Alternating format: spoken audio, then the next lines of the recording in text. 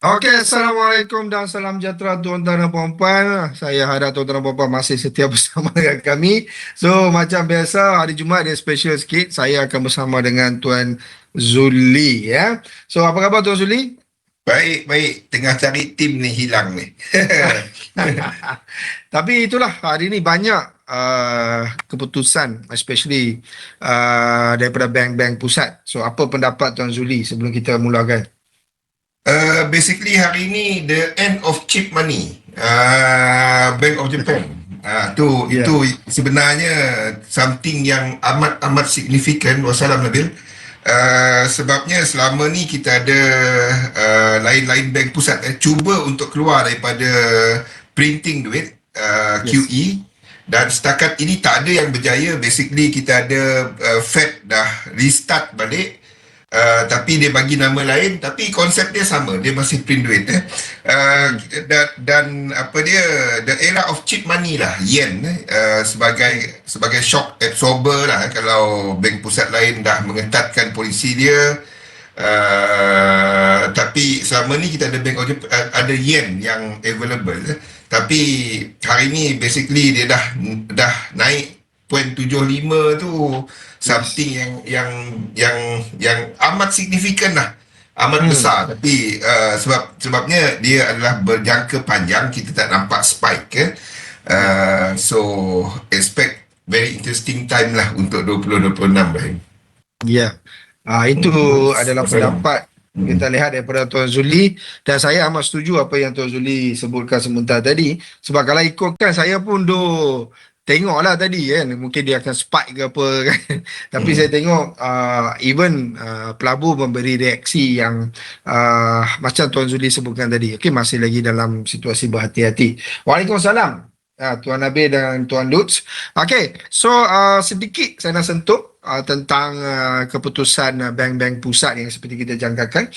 Even dalam fundamental analysis pun saya dah sebutkan sebelum tibanya keputusan daripada bank-bank pusat ini, antaranya Bank of England memang dah already bernada dovish, ya. Sebab hari tu kita tengok lepas bajet dia adalah ura-ura katakan oh tak, dia mungkin akan kekalkan atau mungkin dia akan hawkish balik. Tapi kita lihat memang data dah menunjukkan bahawa Bank of England memang lebih kepada pemotongan kadar faedah 25 mata asas daripada 4% turun ke 3.75%. So ini menunjukkan Bank of England ada juga kebimbangan terhadap kelembapan ekonomi UK. So bukan sekadar inflasi saja, Dan untuk makluman tuan-tuan dan puan-puan, nada dovish bermaksud Bank of England lebih terbuka untuk pemotongan kadar selanjutnya. Okey, jika pertumbuhan dia terus melemah. Itu antara statement yang kita dapat, dan ini secara langsung tuan-tuan dan puan boleh menyebabkan dia beri sedikit kelemahan kepada GBP. Okey, walau bagaimanapun kita tengok sebentar tadi GBP nampak agak kuat. Mungkin data, kalau tak silap saya dia sedang keluar data sekarang ni, iaitu data uh, I think GDP GDP dia mungkin dah GDP, yes, Retail retail sales sales, dan sorry, retail retail sales. sales, okay. Baik, so kalau itu satu poin dia, tapi kalau kita lihat other than poin-poin yang lain adalah inflasi UK masih lagi wujud, ya. Itu kita kena faham benda ni. Dan seterusnya kita tengok ECB pun kita dah jangka dah, okey, di mana dia pada mengekalkan kadar faedah. Okey, cuma saya sedikit kecewa lah sebab saya jangkakan yes, dia akan kekalkan kadar faedah, tapi nada dia akan lebih hawkish untuk tahun 2026. Tapi kenyataan yang diberi oleh masih lagi berhati-hati untuk data yang terbaru, sebab dia kata data ekonomi Eurozone dia masih lagi dalam mood, orang kata campur-campur sikit lah. So dia sebab masa ni ECB masih berhati-hati untuk melonggarkan dasar yang terlalu awal ini, ya. Baik, itu antara dua bank yang kita jangka semalam. Hari ini pagi tadi kita dapat lihat, tapi sebenarnya jangkaan ini kita dah jangka dah, okey, di mana Bank of Japan menaikkan kadar faedah daripada 0.5% dan 0, kepada 0.75%. Dan huraian dia tadi kita dah dengar apa yang Tuan Zuli dah kongsikan. Itu cerita sebenar dia. Okey. Walau bagaimanapun kita tengok statement daripada Governor Yoda di mana kita tengok apa yang beliau katakan adalah ini menunjukkan bahawa BOJ semakin yakin inflasi domestik. Tapi ini adalah satu ayat yang lebih kepada fundamental lah, pergerakan fundamental. Itu yang saya boleh sebutkan. Okey. Saya masih lagi nampak kemungkinan besar mungkin akan ada suntikan ataupun support daripada kerajaan Jepun, contoh pembelian semula yen. Itu yang saya nampak lah. Okey, tapi kita tengok apa, adakah benda itu akan berlaku dari segi fundamental. Baik, so now apa lagi yang menarik? Jom kita tengok. Okey, ini data CPI US, di mana kita ada lihat data CPI inflasi itu turun kepada 2.7%. Okey, lebih rendah daripada jangkaan. Di mana jangkaan, tak silap saya, 3.1% sebelum ni. Baik, so satu perkara di mana dia tak ada data CPI bulanan. Okey, sebab isu apa? Isu shutdown kerajaan Amerika Syarikat yang selama 43 hari ini. Of course, dia menjejaskan pengumpulan data daripada BLS lah. Okay, so ketiadaan data monthly ni of course akan menyukarkan pasaran untuk menilai momentum sebenar inflasi. Sebab tu kalau kita tengok reaksi dia ada, bukan tak ada, pelabur bagi reaksi, tetapi dia dapat recovery balik. Okay. Dan of course kita lihat satu lagi poin yang penting dekat situ adalah core CPI dia turun kepada 2.6%, terendah sejak 2021. Sebab ini penting ya tuan-tuan, sebab core CPI ni adalah rujukan, salah satu rujukan utama Fed. Okey, dan ia menunjukkan tekanan harga asas semakin lemah. Okey, bukan sekadar kesan sementara, dia kesan yang panjang jugalah. Okey, baik. So itu antara yang boleh menyebabkan USD ni secara atas diri dia tu start untuk dia lemah. Tapi kita tengok sebentar tadi ya, macam saya dah sebutkan dalam fundamental analysis, technical analysis, semua saya dah sebutkan. Sekarang ni kita lebih nampak dia daripada mood sideways. Tapi kita tengok respon ketika US Open nanti. Kita tunggu sama-sama ya. Baik. Okey, ini sedikit yang berkaitan dengan stock market lah. Okey, so kalau kita lihat sekarang ini, Micron. Okey, Micron dia telah mencatat satu prestasi sukuan tertinggi dalam sejarah syarikat tersebut. Ini something yang interesting.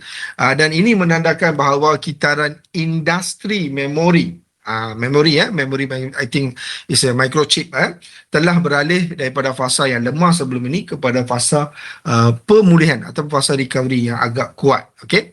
Dan of course ini adalah daripada kesan permintaan untuk teknologi AI dan robotik. Dekat sini dia letak AI je, tapi cerita sebenarnya untuk robotik sekali. Okay, dan of course AI ini dia memerlukan capacity memory yang lebih besar.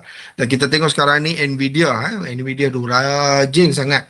Okay, nak buat lebih kurang kita sebut micro, I think super chip, something like that. Okay, dia berapa ratus kali ganda dia punya kelajuan dia. Okay, and then perkara ini tuan-tuan puan of course akan memberi implikasi kepada pasaran saham lah. Okey, di mana kita dapat lihat ia akan menyokong sektor teknologi. Bila saya kata dia sentuh sektor teknologi itu, mungkin anda boleh bayangkan beberapa company-company yang berkaitan dengan teknologi dan mungkin yang sama industri seperti dalam semiconductor dan yang berkaitan dengan AI.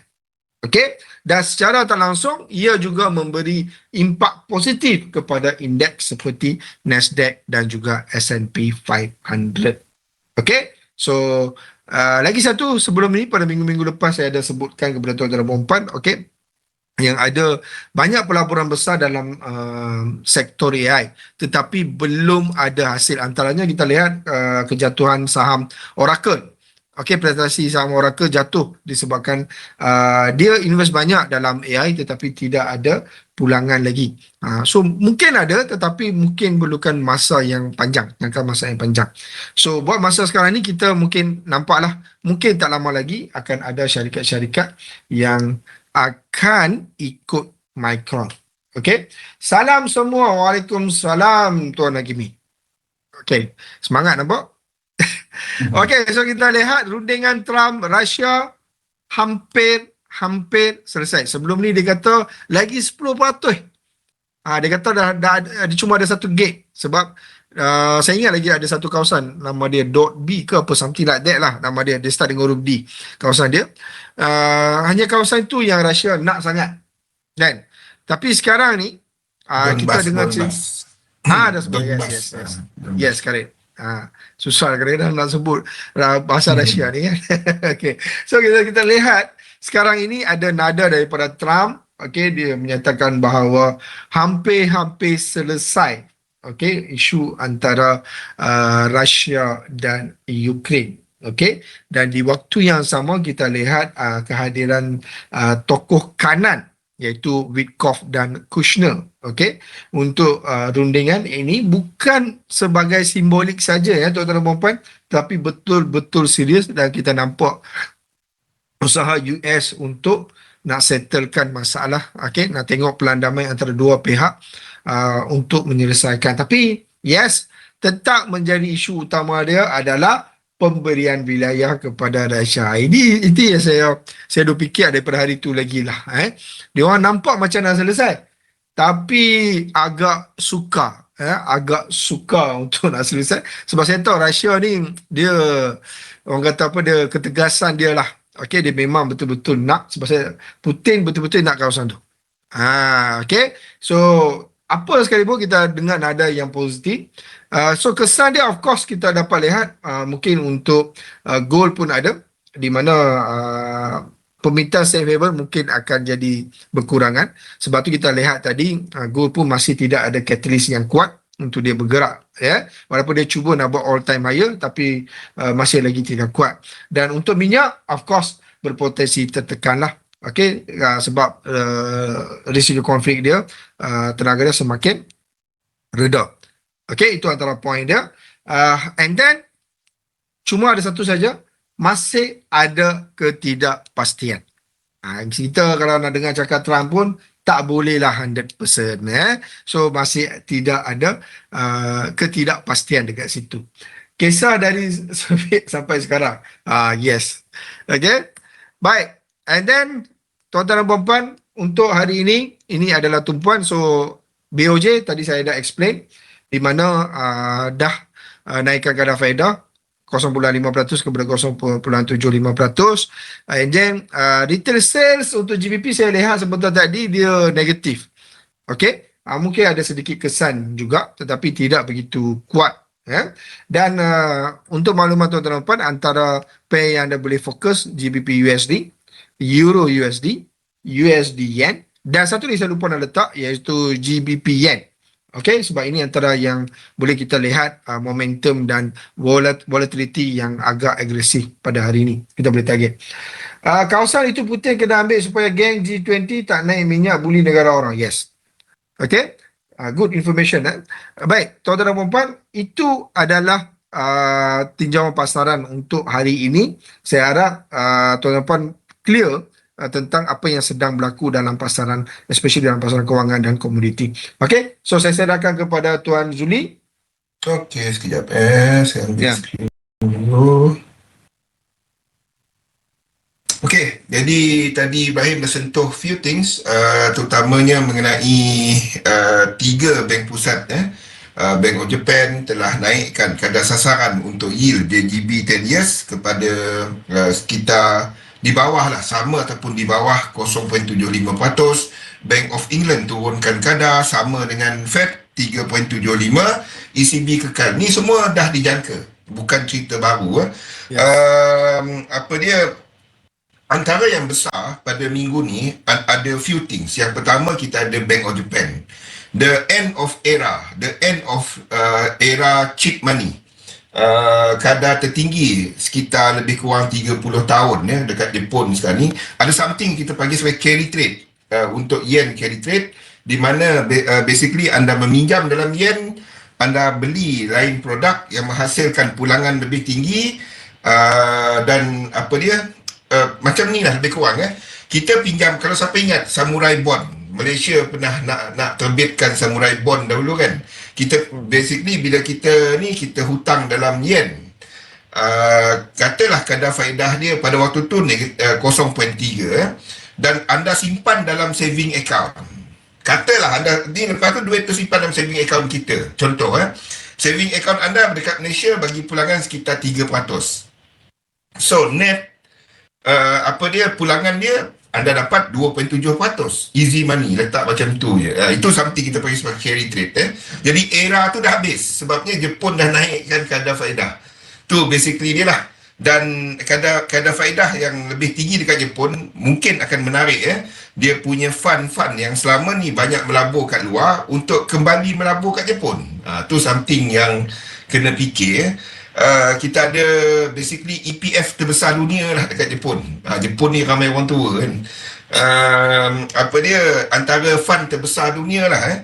Jadi sebabkan oleh kadar faedah yang rendah kat Jepun, untuk instrumen yang cuma kepada kadar faedah, dia lebih kepada luar sebelum ni. Dengan kenaikan kadar faedah dekat Jepun, itu mungkin akan kita nampak balancing balik lah, dia letakkan sum balik kepada Jepun CHF, orang tak dekat sana orang tak fikir melabur kini, orang fikir menyimpan. Itu beza dia. Kalau kita tengok Switzerland ni, Switzerland lebih orang fikir untuk simpanan. Bukannya kepada melabur. Sebabnya kalau nak melabur dekat Switzerland tu mahal. Siapa yang pernah pergi Switzerland akan faham. Try carilah Airbnb yang bawah, kalau anda nak cari bawah RM500 semalam, good luck. Kalau jumpa. Itu pun dekat kampung-kampung dia mungkin ada lah kot. Okey, itu satu, the end of era dekat untuk global market. Jadi apa impact dia? Contohnya macam kripto, global liquidity yang rendah boleh menyebabkan simpanan ataupun pelaburan kepada mata wang kripto akan lebih demand dia akan lebih rendah. Yang kedua adalah cerita mengenai EU Summit. Sebelum ni diwar-warkan bahawa pemimpin-pemimpin Eropah cuba untuk finance perang dekat Ukraine tu dengan menggunakan frozen asset dari Rusia. Jadi meeting dah habis dan dia orang tak capai persetujuan berkenaan. Sebaliknya dia orang cuba untuk fund dengan dia orang sendiri, datang dengan fund sebanyak 90 bilion. So kalau anda faham dekat Europe sekarang ni, ekonomi terbesar dia contohnya Germany, dia orang tengah ada masalah dengan kecairan. Sebab itu kita tak nampak ECB buat apa, dia tengah tunggu. Sebabnya Germany 2-3 bulan lepas telah lancarkan macam stimulus ekonomi, kerajaan dia, fiscal policy. Sebab itu ECB akan ambil langkah tunggu dan lihat. Dan dia orang tak guna duit Rusia. Tu nampak macam tekanan daripada US lah. Sebabnya kalau duit Rusia diguna, Rusia mungkin tak setuju untuk kepentingan damai dengan Ukraine. Sebab duit dia dah lah kena rampas, lepas tu dipakai. Tu something yang besar lah. Tu nombor 2. Lain daripada tu, kepada cerita CPI US, biarpun kita tahu data dia tak dapat nak tengok sangat because of government shutdown, apapun dia lebih rendah dan jauh lebih rendah. Year on year turun 2.7, dan ini adalah kadar terendah sejak berapa lama dah kan. Dan ini menyebabkan kemungkinan untuk Fed bertindak. Market pada waktu ini basically timeline dia. Timeline dia adalah sekarang ni bulan 12. Kita sekarang ni dekat bulan 12. Next meeting Januari. Ini kekal. Okay. Bulan 3 kekal. But pasaran menjangkakan seawal bulan 6 nanti akan ada potongan 0.25 25 mata asas. Ini yang tengah di price in oleh pasaran. The thing is, pasaran juga menjangkakan by end of tahun depan potongan sebanyak 25 mata asas lagi akan berlaku. Apa yang FOMC bagi tahu hari itu, diorang menjangkakan cuma satu potongan dan pasaran menjangka itu cuma berlaku pada bulan 6. Okey, dan disebabkan oleh data CPI dan data NFP baru-baru ni, di mana kadar pengangguran telah meningkat, pasaran mula memasukkan kemungkinan bahawa akan ada satu lagi ekstra, iaitu by end of next year kita akan ada pada waktu ini adalah 3.75, ni sekarang ni 3.75, dan by bulan 6 dijangka turun kepada 3.50, dan by end of the year kita akan ada kadar pada 3.25. Okay, kenapa ini penting? Sebabnya ini masih restriktif. Yes, itu yang sebabnya bila kita duit boleh dirampas, kebimbangan kepada duit tu, sebab itu kita nampak antara sebab gold meningkat sebelum ini, apabila aset Rusia tu dirampas macam tu, sebabnya duit dekat bank boleh dirampas. Bayang Roman Abramovich. Roman Abramovich. Yes. Itu banyak cerita Chelsea lain. Chelsea tanya saya. Okey. Jangan tanya so rate dijangka akan dibawa kepada 3.25 menjelang hujung tahun depan. Tu yang kita nampak, pasaran saham masih lagi disokong. Kita ada Fed yang telah memulakan kembali pembelian aset pada bulan ini dengan tune sebanyak 40 bilion dolar sebulan, pembelian treasuries, T-bills yang berjangka pendek. So something yang itu dipanggil Fed pivot. Kalau anda jumpa orang sebut Fed pivot, tu dia QE ataupun QT ataupun neutral. So inilah yang kita nampak sekarang ni, di mana gambaran besar dia, Jepun era untuk free money dah habis. Dekat Western, dia orang kena print duit balik. Tu something yang berlaku sekarang. Kita tengok dekat chart. So setakat ini saya masih melihat kepada pergerakan yang lebih bullish untuk indeks, masih ke atas. Payah saya untuk nak lukiskan indeks ni jatuh. Sebabnya kalau kita lihat saham-saham utama, kalau kita lihat contohnya macam macam Nvidia dan lain-lain, Tesla contohnya. Tesla ni berada dekat multi high level dia. Facebook yes, tapi masih dijangka naik. Amazon, semua ni masih lagi dijangka. Apple, dan ini antara move dia lah. Payah untuk, dan kalau kita tengok yang berkaitan dengan gold, Barrick, macam ni, macam mana saya nak katakan bahawa saham nak S&P 500 nak jatuh? Payah. Sekejap. So saya masih bullish kepada pergerakan mengukuh dekat indeks. Sekurang-kurangnya, bagi dia load sekejap. Sekurang-kurangnya we are looking at 2 ataupun 3 lagi high, dan seperti yang saya kongsikan sebelum ini, kalau anda memahami mengenai jumlah siri structure, so itu saya sebut semalam kan, bukan semalam, sejak daripada few weeks, kalau nak trade dia, anda kena tunggu yang sebelah kanan ni membentuk 5. Maksudnya kita dah ada impulse structure. Ini dah menunjukkan kita ada pergerakan ke atas. itu kalau nak faham level-level yang atas macam tu, dia panggil sebagai barrier kini. Itu barrier. Okey. Selagi ini tak berlaku, saya tak akan enter untuk indeks. Saya nak tengok satu pergerakan impuls di mana internal dekat sini, internal dalam ni, katalah dia naik daripada sekarang lah. 1, 2, saya nak tengok internal dalam ni ada separation. Ingat, dalam lekuk 3,